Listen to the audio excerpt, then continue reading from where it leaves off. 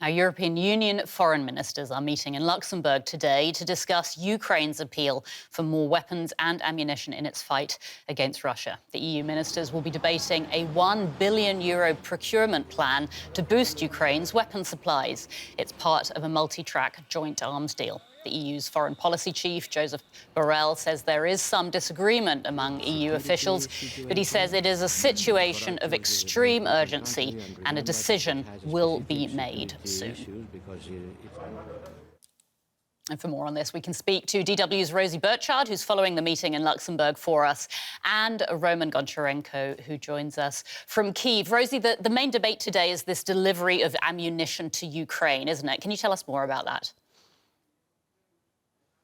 Anya, the European Union has been facing public frustration from Ukraine over this plan to deliver ammunition, and that is because the plan was agreed about a month ago. Now, it's a multi-track approach, and the first track is under which EU countries draw down on their own existing supplies of ammunition to send them to Ukraine. Now, that is already in action, and we know Ukraine has been thanking EU countries for that. But there is a second track of that approach, and this is to jointly procure more ammunition for Ukraine for the future, and that is where the debate is lying, because there is currently some wrangling over the legal definition of sourcing these ammunitions from the European Union defence industry, from arms suppliers within the EU.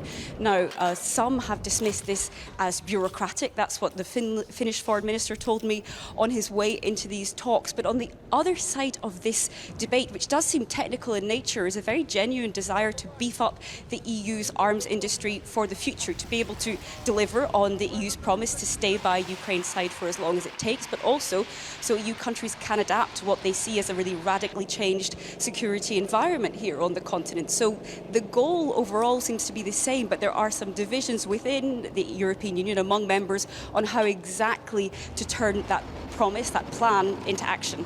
OK, so we've got some divisions, but again, the EU's foreign policy chief, Joseph Borrell, says that a decision will be made. Roman, if I can ask you, what's Kyiv hoping for from this meeting in light of the expected Ukrainian counteroffensive?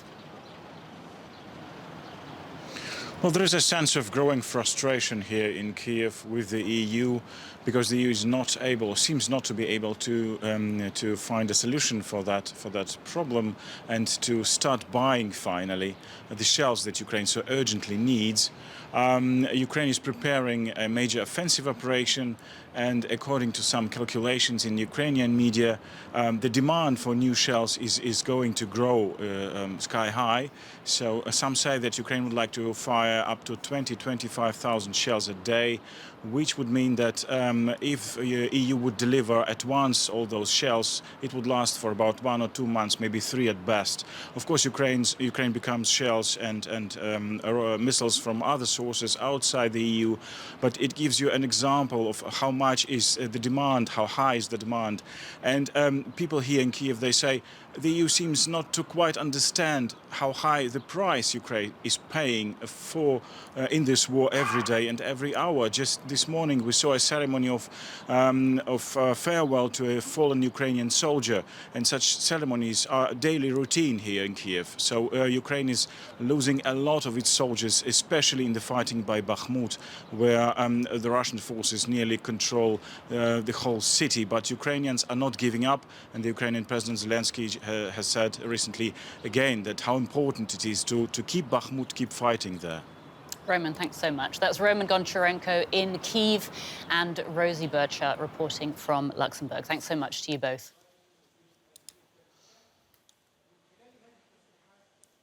And we can bring in Mike Martin now. He's a senior fellow in war studies at King's College London. Hi there, Mike. Lots of talking about the EU's efforts to boost ammunition supplies to Ukraine ahead of this counteroffensive.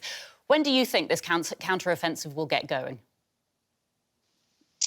Well, in one sense, it's already started. So what we've seen over the last week or 10 days or so what is called shaping operations. And the idea of those is to confuse the Russians and to convince them that the attack's going to come from here rather than there. And so we've seen stuff in the information space. We've seen lots of videos, statements by Ukrainian ministers, and most recently they've asked for media silence, which is a good way of getting the Russians anxious. We've also seen some probing attacks, some establishing of a few Ukrainian positions, which then withdraw. And then last night, we saw surface drones attack some of the Russian Black Sea fleet in Sevastopol, which is a classic move to overload Russian decision-making. So they're worrying about this attack in Sevastopol rather than spending their time thinking about the counteroffensive. So all of these three things together are telling us that the Ukrainians really have already started shaping the battlefield and trying to confuse and deceive the Russian forces. OK, but Russia will, of course, be preparing its troops for this Ukrainian counteroffensive. So how do you rate Ukraine's chances of success? Well, the key point is that the Russians don't know where this counteroffensive, the main blow of it, is going to fall. And in order to have a successful offensive like that, you need surprise, creativity and deception. And those three things the Ukrainians have demonstrated to us over the previous year that they're very good at those things, actually, and they need to be because they're fighting for their territory. On the other hand, the Russian forces are quite hierarchical, quite slow to make decisions, and often they continue pursuing lines of activity that aren't very successful for them. So just looking at the two forces, I think we can say that the Ukrainians stand a good chance.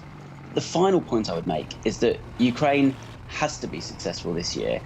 The West has significantly equipped Ukraine for this counteroffensive, and if they aren't successful this year, then it's very unlikely that the West is going to equip them again for another counteroffensive.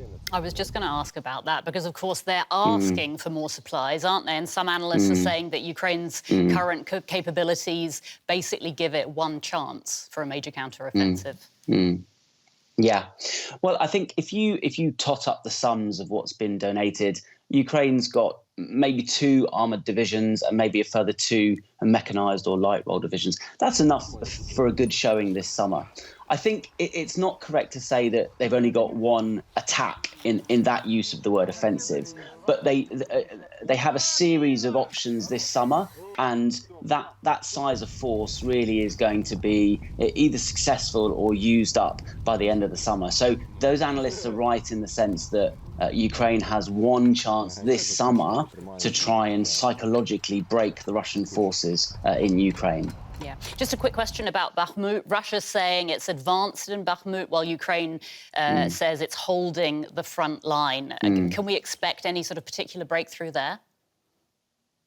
No, I mean, what's happening in Bakhmut is what's been happening for the last few months, which is that Ukraine is deploying the minimum number of forces there it needs to hold on to the city whilst inflicting a maximum damage on the Russian forces and keeping the Russian leadership concentrating on Bakhmut while Ukraine prepares elsewhere. I would expect that once the main thrust or the substantive part of the Ukrainian offensive gets underway, that the pressure will be relieved on Bakhmut because the Russians will have to pull their forces away from it.